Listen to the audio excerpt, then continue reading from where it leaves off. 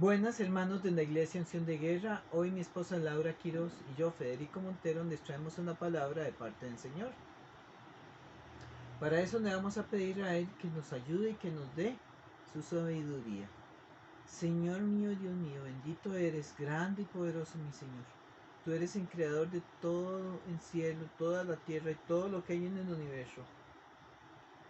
Gracias, Señor, por todo lo que nos das. Gracias por nuestra casa, nuestro trabajo, porque nos brindas de todo, Señor, y nos tienes en este país que es bendito. Bendito seas mi Dios y Salvador. Te pedimos que sea el Espíritu Santo en que hable a través de nuestro Señor y que nos permita llevar la palabra a la congregación. Gracias, mi Dios, por todo. Amén. Amén, amén. Qué lindo, hermanos, poder compartir con ustedes de nuevo. Hoy nos queremos venir al libro de los Hechos, en el capítulo 9, versículos del 1 al 6, donde nos está hablando de la conversión de Saulo. Entonces vamos a ver qué nos puso el Señor, ¿verdad?, para compartir el día de hoy. Amén. Y dice así: leo en el nombre del Padre, del Hijo y del Espíritu Santo. Saulo, respirando aún amenazas y muerte contra los discípulos del Señor, vino al sumo sacerdote y le pidió cartas para las sinagogas de Damasco, a fin de que si hallase algunos hombres o mujeres de este camino, los trajese presos a Jerusalén. Mas yendo por el camino, aconteció que al llegar cerca de Damasco, repentinamente le rodeó un resplandor de luz del cielo, y cayendo en tierra oyó una voz que le decía: Saulo, Saulo, ¿por qué me persigues? Él dijo: ¿Quién eres, Señor? Y le dijo: Yo soy Jesús, a quien tú persigues. Dura cosa te es dar coces contra el aguijón. Él, temblando y temeroso, dijo: Señor, ¿qué quieres que yo haga? Y el Señor le dijo: Levántate y entra en la ciudad, y se te dirá lo que debes hacer. Vean qué lectura más bonita, intensa, ¿verdad? Es fuerte, porque de ahí literalmente la aparición del Señor a Pablo, ¿verdad? Que era un hombre bastante duro por lo que se ve, un hombre difícil, que respiraba amenazas y muerte contra los discípulos del Señor Jesús. Entonces imaginen, todo el mundo le tenía miedo a este hombre, ¿verdad? Y él se va en busca de cristianos hasta Damasco. Y en el camino se topa con el Señor. Y vean aquí en el versículo 5 dice algo muy bonito y muy interesante. Él dijo: ¿Quién eres, Señor? Y le dijo Jesús: Yo soy Jesús, a quien tú persigues. Dura cosa te es dar cosas contra el aguijón. ¿Ok? El aguijón, ¿qué es? Primero veamos, acordémonos de nuestros campesinos llevando en yuntas, con una yunta de bueyes, cargamentos. Y esos bueyes van cargados jalando y a veces se negaban a caminar o se desviaban de en camino un poco. Entonces el campesino, para corregirlos y hacerlos andar, los pinchaba con, con un aguijón, con una como lanza que usaban los campesinos para pinchar, lo que tenían una puntita de acero al final. Eso es lo que llamamos aguijón. Entonces, imaginen a un animal dando patadas, cosas, contra algo que lo está pinchando y lo golpea y se vuelve a pinchar fuerte, porque ya es una patada, es una cosa. Eso no quiero, no me interesa, y lo pinchan. ¿Ves? Pero se pincha solo con fuerza cuando golpea contra el aguijón. Qué duro es para un buey o alguien o un burrito pincharse, golpearse contra esa pieza, ¿verdad? Se lastima, se saca sangre. Entonces los animalitos obedecen. Y vean que el Señor Jesús le dice a Saulo: dura cosa te es dar cosas contra el aguijón. O sea, usted va a hacer lo que le toca hacer. Usted hace lo que yo le digo que tiene que hacer. Vean qué bonito. O sea, qué difícil, porque el Señor tomó a este hombre y lo corrigió. Laurita preciosa. Qué impresionante, ¿verdad? Porque nosotros escuchamos popularmente cuando decimos, bueno, lo bajaron del caballo. que es cuando nos ponemos, ¿verdad?, soberbios, prepotentes, altivos. Y yo creo que ese es un refrán o un dicho que por ejemplo, el ejemplo de Saulo en este caso, eh, es un ejemplo perfecto, ¿verdad?, para este dicho, que lo bajaron del caballo. ¿Por qué? Porque él venía respirando venganza, como dice Fede, ¿verdad? Y imagínense una persona respirando venganza, es un odio, está ensañado. Entonces, la comparación y la exhortación que le hace Jesús a Saulo en ese momento es como el animal cuando le da patas al poce, ¿verdad? Que es esa varillita con esa punta. Justamente entre más patadas le dé, porque no quiere corregir su camino, ponerse en el camino que le dice el agricultor que lo va guiando, más se va a maltratar. Y eso es lo que nos pasa a nosotros muchas veces, ¿verdad? Y en este caso le estaba pasando a Saulo. Él quería y estaba empeñado en ir a hacer su voluntad y la voluntad, ¿verdad?, del Sanedrín, y perseguir a los cristianos, pero lo que estaba haciendo era persiguiendo al Señor. Y cómo se manifestó el Señor de manera poderosa, con ese resplandor, que eso nos dice que cuando Dios se manifiesta en nuestras vidas y estamos en una posición de rebelión y desobediencia, inmediatamente somos golpeados, ¿verdad?, por esa presencia del Señor. Y como Saulo en ese momento cae, inmediatamente reconoce, ¿verdad?, que hay un poder supremo, que es el Señor. Le dice: Señor, ¿quién eres? Y Jesús le responde, ¿verdad?, que es Él. Y entonces, como él dice: Señor, ¿qué quieres? ¿Verdad? Porque ya le estaba tembloroso. Y el Señor le hace ver que no es bueno, que no siga, o sea, que siga su voluntad y no la del Señor. Entonces, él pierde la vista por 3 días. De hecho, cuando él ya se va a levantar de esa experiencia que había vivido con el Señor, él se da cuenta que no ve. Y es muy interesante, nosotros reflexionábamos de que ese tiempo de esos 3 días que tuvo Pablo en esa oscuridad fue un tiempo de reflexión, ¿verdad? De darse cuenta que de verdad sus ojos estaban cegados, no solo al mundo físico, sino al mundo espiritual, porque no estaba viendo la voluntad ni haciendo la voluntad de Cristo, de nuestro Señor, sino la voluntad de la ley, ¿verdad? De la ley en ese momento, de la religiosidad, su propia voluntad por venganza, por ira, ¿verdad? Cosa que no era la voluntad del maestro. Como esos tiempos de ceguera, muy representativo de esos 3 días, que es cuando se pasa, como en el caso de Jesús, ¿verdad?, de muerte a vida, cuando está esa oscuridad, y cómo a través del Señor pasamos de esa muerte a vida, y su luz es la que nos hace ver todo lo que estaba mal en nosotros.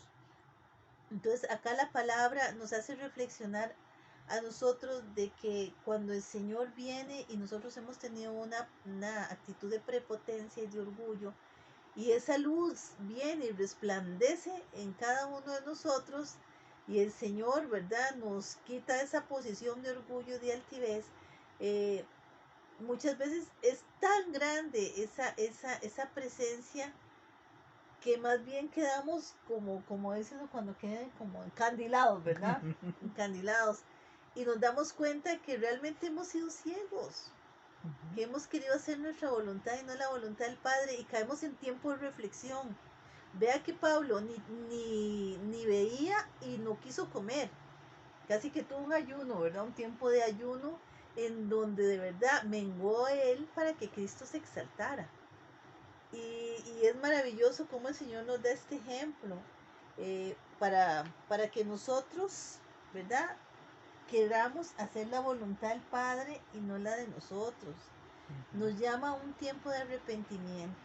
Estoy segura que esos 3 días en que Pablo no pudo ver hacia afuera, probablemente tuvo una más bien introspección, ¿verdad?, un análisis hacia adentro, y se dio cuenta de lo ciego que había estado, y cómo el Señor ya le había dicho que fuera a tal lugar, ¿verdad?, y que a él iba a mandar un siervo, en este caso Ananías, para que orara impusiera manos sobre Pablo y recobrara la vista y viniera y fuera bautizado por el Espíritu Santo.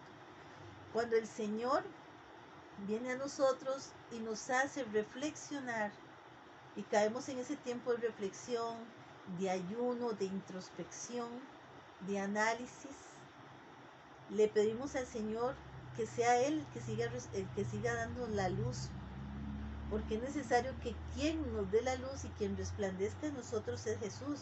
De hecho, si nosotros nos vamos a Juan 8:12, dice, Jesús habló otra vez diciendo, yo soy la luz del mundo. El que me sigue no andará en tinieblas, sino que tendrá luz de vida. Vea qué belleza, cómo el Señor nos hace referencia de que Él es la luz y es a esa luz a la que nosotros tenemos que seguir. Nos llamaba la atención que cuando mi esposo leía Hechos en el capítulo 9, versículo del 1 al 6, ahí se estaba narrando lo que a Pablo le había pasado. Pero luego más adelante, en Hechos capítulo 26, en el versículo 16, 17 y 18, Pablo en primera persona está expresando, ¿verdad? Lo que él vio, lo que sintió y lo que el Señor le dijo. Y vean qué hermoso, dice el 16, que el Señor le dijo, pero levántate y ponte sobre tus pies, porque para esto he aparecido a ti, para ponerte por ministro y testigo de las cosas que has visto y de aquellas en que me apareceré a ti, librándote de tu pueblo y de los gentiles a quienes ahora te envío. Ahora vea, hermanos, lo que dice el versículo 18, que parece precioso, para que abra sus ojos, para que se conviertan de las tinieblas a la luz y de la potestad de Satanás a Dios, para que reciban por fe que es en mí perdón de pecados y herencia entre los santificados. Qué importante es cuando nosotros pasamos por una experiencia en nuestras vidas, ¿verdad? Y eso nos da la autoridad para ir y hablarle a otros que están pasando esa misma experiencia. Pablo pasó la experiencia de estar ciego, de estar con escamas en sus ojos, y él lo dice aquí, para que abra sus ojos, para que se conviertan de las tinieblas a la luz. Ya Pablo había estado en un estado de tinieblas, y cómo le alumbró la luz de Cristo, y cómo él se dio cuenta que escamas habían estado en sus ojos. El Señor nos está llamando hoy a reflexionar a cada uno de nosotros, para que nosotros seamos sensibles, nos arrepintamos, quitamos todo orgullo, toda soberbia, y le pidamos al Señor que limpie nuestros ojos de toda escama, de toda ceguera, ¿verdad? Espiritual, para que nos alumbre la luz de Cristo. Y quería cerrar, hermanos, esta cápsula de sabiduría compartiéndoles lo que dice la palabra en la carta de los segunda de Corintios, capítulo 4, versículo del 3 al 6. Pero si nuestro evangelio está aún encubierto, entre los que se pierden está encubierto, en los cuales el Dios de este siglo cegó el entendimiento de los incrédulos, para que no les resplandezca la luz del evangelio, de la gloria de Cristo. Aquí vemos cómo el enemigo nos ha cegado la luz, ¿verdad? Para que no llegue la luz al entendimiento. Y el Señor hoy está pidiendo hombres y mujeres entendidos en su palabra. Pero vean cómo la escritura nos dice que el príncipe de este mundo, ¿verdad?, quiere enceguecer nuestro entendimiento para que no nos resplandezca la luz de Cristo. Entonces, hermanos, no demos cosas contra el aguijón. Seamos sabios, aprendemos de lo que pasó Saulo y cómo él también fue sensible en ese momento, ¿verdad?, a lo que el Señor dijo y fue obediente. Y un maravilloso siervo de Dios, un hombre aguerrido, que el Señor tomó a ese hombre, ¿verdad?, que en algún momento estaba contra los cristianos y lo volvió para que peleara a favor del reino de Dios. Tanto así que nosotros hemos tomado a Pablo como un ejemplo para seguir adelante. Hermanos, que el Señor los bendiga poderosamente. Vamos a orar y pedirle al Señor que quite de nosotros toda ceguera. Amén. Padre eterno, gracias, Señor. Gracias porque tú nos has mostrado la ceguera, Señor, porque nos has mostrado que muchas veces hemos tenido escamas en nuestros ojos. Y por el orgullo, por nuestras propias ideas, nuestros propios conceptos, por nuestra propia voluntad, hemos caminado, Señor, dando cosas contra el aguijón. Hoy te pedimos perdón, Señor. Te pedimos perdón y te pedimos que quite las escamas de nuestros ojos y que podamos reflexionar, que el Espíritu Santo nos lleve a una reflexión, a interiorizar, a ver qué es lo que está en nosotros mal, para que nos pueda alumbrar la luz de Cristo. Que sea tu palabra alumbrera nuestro camino, Señor. Que sea tu Espíritu Santo el que nos lleve a todos los misterios del Padre y nos los revele, Señor.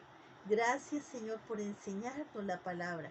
Gracias, Señor, por mostrarnos que tú te vas a presentar y te seguirás presentando en nuestros caminos, Señor, para alumbrarlos, Señor, y para ir tras la verdad. Todo esto te lo pedimos en el poderoso nombre de Yahshua HaMashiach, de Jesús el Mesías. Gracias, hermanos, que Dios me los bendiga poderosamente. Amén. Que el Señor nos guarde y nos bendiga. Que pasen una excelente semana.